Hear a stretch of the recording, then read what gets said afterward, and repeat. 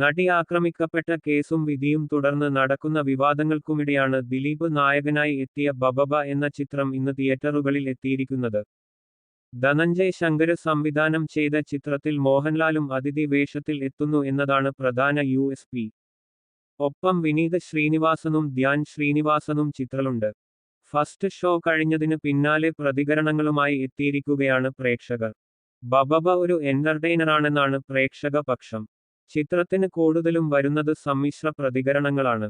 മോഹൻലാൽ ദിലീപ് കോംബോയിലെ രംഗങ്ങളാണ് പ്രേക്ഷകർക്ക് ഏറെയും കണക്റ്റായിരിക്കുന്നത്.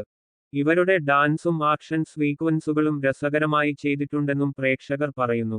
മോഹൻലാലിന്റെ ഇൻട്രോ സീനിന് വലിയ കയ്യടിയാണ് തിയേറ്ററുകളിൽ ലഭിക്കുന്നത്. ദ റിയൽ OG എന്ന ഹാഷ്ടാഗും സോഷ്യലിടത്ത് ട്രെൻഡിംഗായി മാറിയിട്ടുണ്ട്. വിജയ ചിത്രം ഗില്ലിയിലെ റഫറൻസും വിജയിയുടെ ചില സ്റ്റൈലുകളും മോഹൻലാലിന്റെ കഥാപാത്രത്തിലുണ്ട്. ഇത് രണ്ടും ബന്ധിപ്പിച്ചുള്ള പോസ്റ്റുകളും ഇപ്പോൾ സോഷ്യൽ മീഡിയയിൽ നിറയുകയാണ്. ഗില്ലി ബാബു എന്നാണ് മോഹൻലാൽ കഥാപാത്രത്തിന്റെ പേര്.